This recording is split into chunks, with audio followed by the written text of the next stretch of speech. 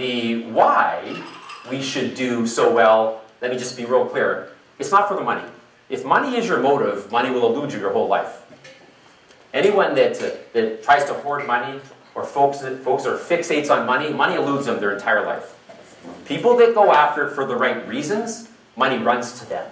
Okay? The right reason for doing your best, the why, is because you have the ability to. And if you have the ability to, then you should. You should not waste another year. So I'm going to give you some ideas. I wrote down 10 actually. This is kind of I said to Paul, I'm going to do a why, how, and when. I can tell you in advance at the end of my talk, when we get to the when, I'm going to suggest 2012 as the when. You can know that in advance. And so in order for you to get to the end of this year and said, you know what, I think that guy is correct. I think I certainly have the ability, I have health, I have a license, I have a car, I own suits, I can go to the office. There's no reason I can't find all those listing appointments and let the numbers game work in my favor. I certainly can do that. I should not settle for second. Don't settle for seconds. All right, so the first thing I wrote down is this. So this is a list of kind of how. I wrote down the first thought is you need to set a goal, and it has to be alive. If you say to somebody, if I say, what is your goal for this year? I want to do 30 transactions. Okay, what did you do with that? Well, nothing. I want to do 30 transactions. That's not a goal. That's a thought. You're thinking. You had a thought, an idea, 30. That's not a goal, though. You're just thinking. You get that?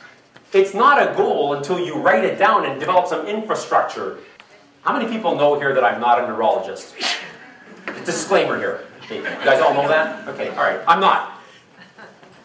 But there's a piece of your brain called the reticular activator. And everything that goes into your brain goes in through the reticular activator. And the reticular activator decides to send it to the action part of the brain or to the subconscious part of the brain, the passive part. And so if it's a casual thought, I'd like to do 50 deals, I'd like to make 200, I'd like to make 500, right in the reticular activator, right over to the casual subconscious part of your mind for no action to be taken. If you write it down, when you write things down, anything written down, the reticular activator says, that's important, right to the action part. So if you haven't taken time to write out your goals, this is how many deals I'm going to do, this is how much money I'm going to make, and this is exactly how it's going to happen. This is the infrastructure to make this happen. You've never set a goal then. It's not a goal until you write it down. So first thing you have to do this year, if you want to get to the end of this year and have had a fantastic year, you have to set a goal, and that goal has to be alive. It has to be alive. Okay, second point is this. You have to master your morning schedule. You've got to get a hold of that. Realtors operate like you're semi-retired, correct? Yes? Because your core belief is flexible schedule, flexible schedule, flexible schedule. Then you work with trainers, and we're trying to get you to work. And you're like, but my core belief is flexible schedule. Yeah, okay, not in the morning. You got to go to work, yes? You guys got this? So if you want to have a fantastic 2012, you have got to get a hold of the morning.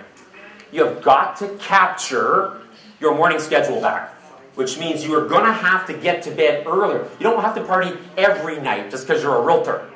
Okay? Friday night, yeah, no problem. Saturday night, no problem. Sunday night, Monday night, Tuesday night, go to bed. Get up, go to work, yes? You've got to get a grasp on this morning schedule. You've got to go find those people in the morning, yes? This third point is this. Write it down. You need to cram early. You need to cram early this year.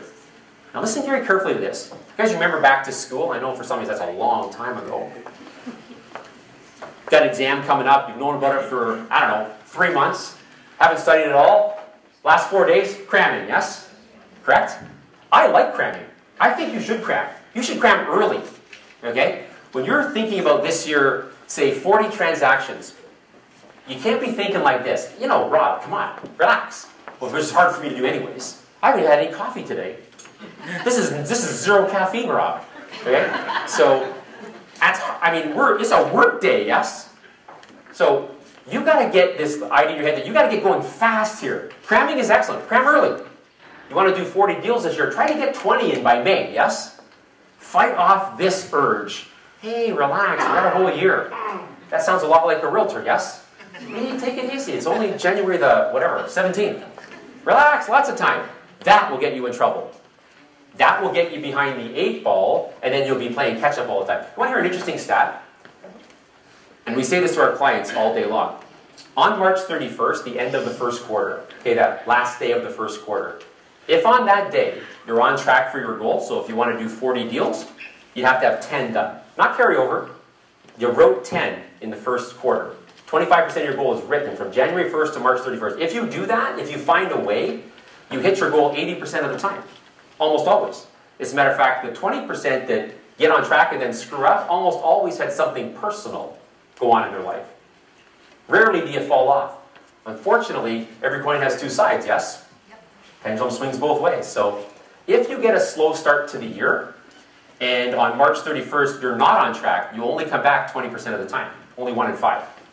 So if you get a little bit of a slow start and you want to write 40 transactions, you only write 6, you only have a 20% chance of coming back. So the odds are, on March 31st, if you are on track for your goal, odds are you'll hit it. The third thing I wrote down is this, or fourth thing. You have to focus and be okay with the numbers game. 1 in 4 scenarios work out. That's what the numbers game is. And so, that would mean that you're doing an open house and a young couple come through and you have some good rapport with them because you're good with people. And they say, yeah, we're renting a house right now and we're looking to buy one in the next 60 days. You have a good lead. That's a 1 in 4 chance of working out for you. That's the odds. You get a sign call and you have a little bit of a connection with them and you're chit-chatting and you get their name and number and you have a lead. That's a 1 in 4 chance of working out for you. You get a call from someone who says, hey, we got your name from Bill and Betty out of your database, the #1 category. We teach that, by the way.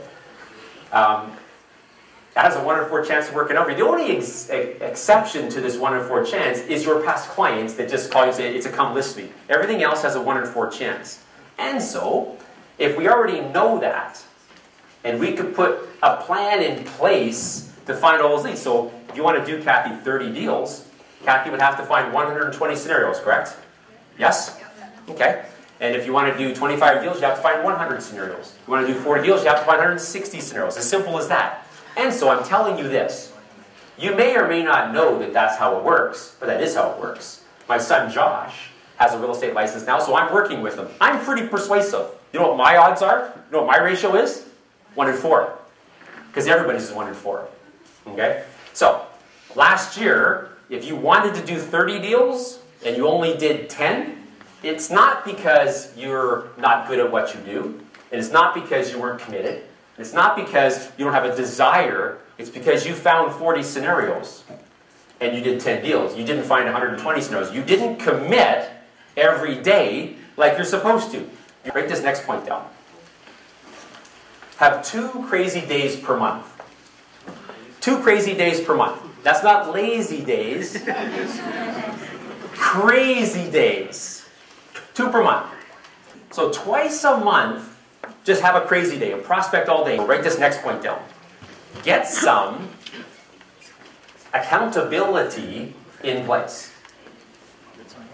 Get some accountability in place. The realtor here working here, and I know Belinda's working hard.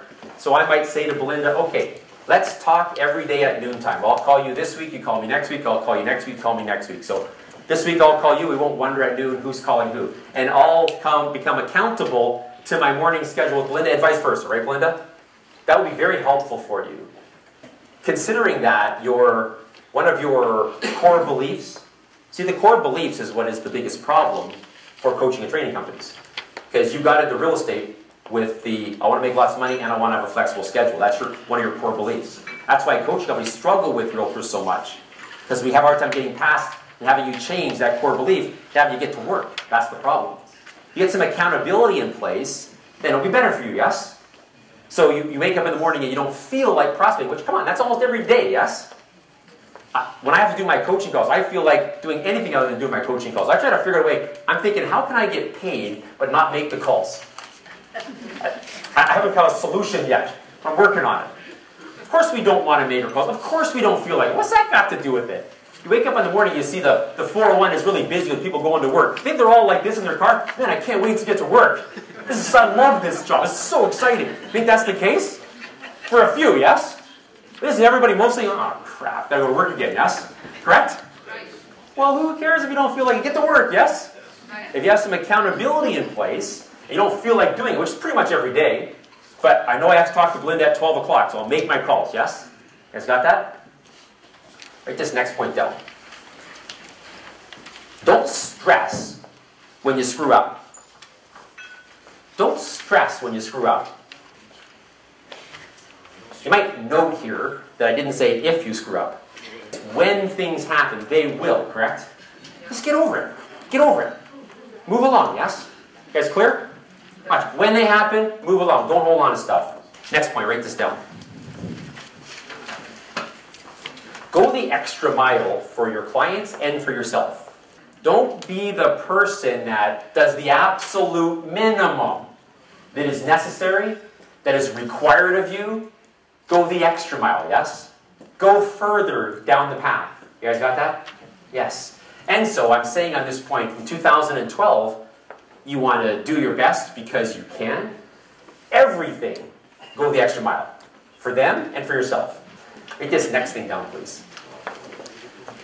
When things go wrong in real estate, get over it, move along. When things go wrong in real estate, get over it, move along. Not if. I already know the when. We know and we teach that 1 in 4 scenarios works out. We've been monitoring on our tracking system since 1996. Each year, how many clients, how many new clients they find, how many scenarios, and how many deals. It's never less than 3.8. It's never more than 4.2. Last year was 3.9. It took our clients last year 3.9 scenarios to do a transaction. Right on the 4. So that would mean you want to do 30 deals. You have 120 scenarios. You have things on the go. Well, we know that 90 aren't going to work out, correct? Of those 90, Veronica, you'll make the call on 75. That's your call. But there's going to be 15 people in there that you're going to go, you've got to be kidding me. I cannot believe that. You guys know what I'm talking about? Guy from church, guy from hockey, relative, brother.